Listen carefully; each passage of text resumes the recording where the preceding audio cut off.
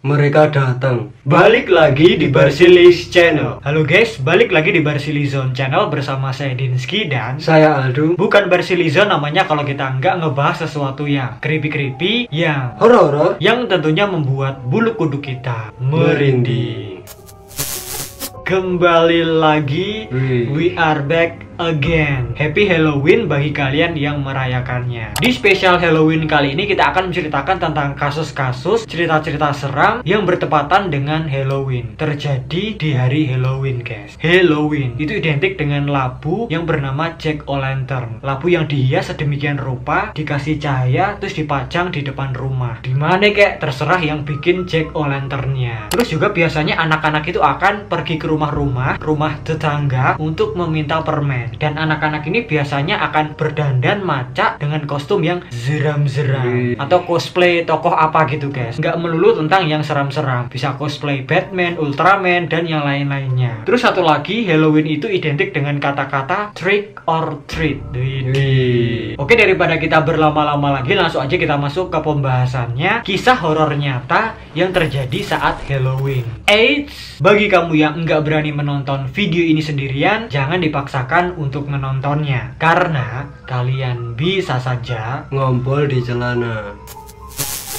Yang pertama ada kasus menghilangnya Stephen Damen. Usut punya usut, di tahun 1965 di New York, ada seorang ibu yang mengajak kedua anaknya belanja di supermarket. Anak-anaknya itu adalah Stephen yang umurnya 2 tahun dan juga Pamela yang usianya itu baru 7 bulan. Konon ketika itu si ibunya ini masuk ke supermarket dan meninggalkan kedua anaknya di luar. Dan si Pamela tadi yang masih bayi itu ditaruh di keranjang dorong. Lah ngapa nggak dibawa masuk aja ya toh?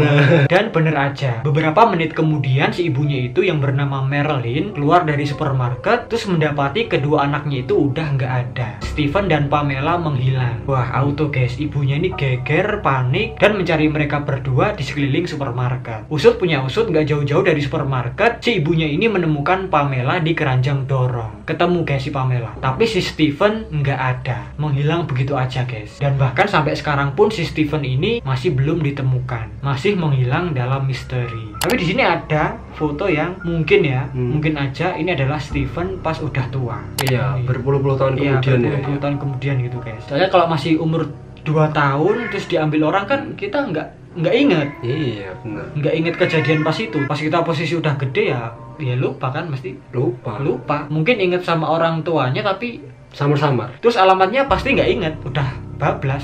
Next, yang kedua ada trick or treat yang berujung pembunuhan. Wih, minta permen tapi malah di usut punya usut, di tahun 1973 di Wisconsin, Amerika Serikat, ada seorang anak yang berusia 9 tahun yang bernama Lisa French, yang mana ketika itu dia ini lagi melakukan trick or treat di rumah-rumah di sekitarnya. Tradisi yang khas untuk merayakan Halloween. Tapi ternyata si Lisa ini diculik dan dibunuh oleh tetangganya sendiri. Dan tetangganya itu adalah Gerald Turner. Nah, konon jasadnya si Lisa ini ditemukan di sebuah plastik besar di peternakan. Jadi sejak ada pembunuhannya itu, warga setempat memberlakukan trick or treat pada hari Minggu, dan itu cuma boleh dilakukan jam 15.30 sampai 17.30 waktu setempat, dan itu udah berjalan kurang lebih selama 40 tahun. Next, yang berikutnya ada The Candyman. Jadi di tahun 1974 ada seorang laki-laki yang bernama Ronald O'Brien, yang mana dia ini membunuh anaknya sendiri yang bernama Timothy yang usianya baru 8 tahun dengan cara memberi permen beracun. Anaknya dikasih permen beracun guys. Ini definisi bawa pintu.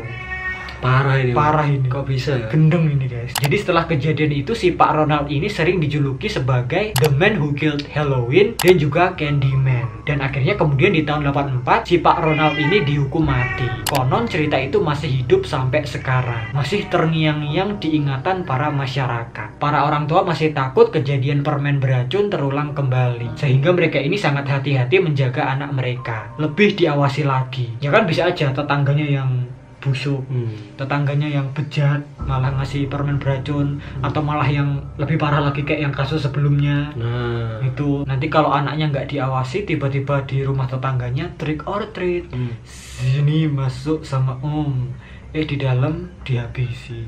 atau dikasih permen beracun. Orang bejat, orang biadab itu ada-ada aja. Iya, nggak ada habisnya. Betul. Di mana-mana ada yang begini, yang stres-stres begini. Di sini pun juga banyak, guys. Sampai aku ingin menggedeng-gedeng ini. Nggak ada habisnya. Next, lanjut lagi ke cerita yang berikutnya. Di sini ada patung badut atau clown statue. Wih, clown statue, real clown. Iya. Clowning. Badut. Clownery ya. Konon dikisahkan pada malam Halloween ada seorang babysitter yang bekerja di rumah keluarga kaya yang rumahnya ini magrong-magrong. Luas banget, guys. Ya namanya kaya raya. Iya. Lak-lak ya. Ya, bertingkat-tingkat rumahnya. Konon, setelah menemani anak-anak tidur, si babysitter ini pergi ke ruang TV untuk menghibur diri. Zentai-zentai, enjoy. Kan capek, apalagi anak-anak udah tidur. Ya mau ngapain lagi? Iya. Ya kan? Me time dulu, guys. Selagi menunggu orang tua si anak pulang. Nonton Deal or No Deal dulu, siapa tahu menang ya. Nah, nggak lama-lama setelah itu si babysitternya ini menelepon ayah dari anak-anak itu tadi. Dia ini merasa nggak nyaman karena ada badut yang berdiri di pojokan. Badutnya itu creepy banget, guys. Si ayahnya ini langsung menyuruh babysitternya untuk mengamankan anak-anaknya. Dan setelah itu disuruh nelpon polisi karena mereka nggak pernah punya badut.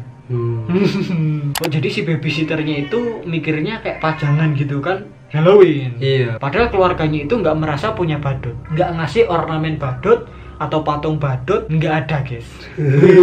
Siapa tuh? Dan ternyata bener tuh, dia adalah seorang penguntit, stalker gitu, yang masuk ke rumah keluarga itu. Bisa jadi maling, bisa jadi psikopat, kan mereka keluarga kaya. Dan yang lebih creepy-nya lagi, ternyata si badutnya itu udah berbulan-bulan bersembunyi di loteng rumah mereka di siang hari. Iya, udah di planning, udah dititeni kalau bahasa Jawanya. Udah, oh ini diintai gitu ya. Diintai, terus dia sembunyi di loteng gitu, guys.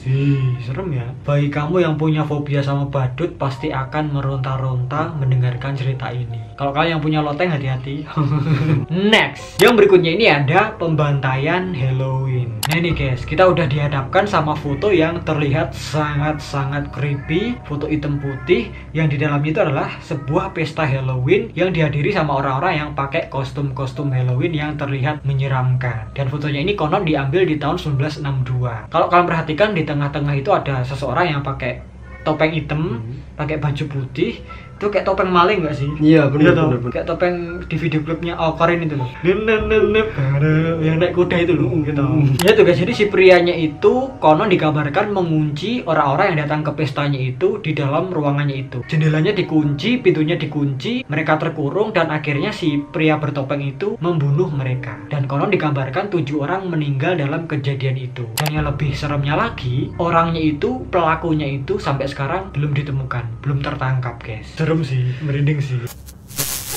Nah itu ya, guys, ya, kasus-kasus cerita-cerita seram yang bertepatan dengan hari Halloween. Dan mungkin kalau ada cerita-cerita seram yang lainnya lagi yang bertepatan dengan hari Halloween, boleh banget tambahkan aja di bawah. Dan mungkin segitu aja video kita kali ini. Kalau kalian suka video ini, please klik like, share, subscribe. Jangan lupa juga klik lonceng notifikasinya, biar kalau kita upload video terbaru itu langsung masuk ke notif kalian. Follow juga Instagram kita @barselizon, kenal kita lebih dekat. Jika ada salah-salah kata, perbuatan, dan juga informasi, mohon dimaafkan. Terima kasih dan matur nuwun. Sampai jumpa di video kita yang selanjutnya.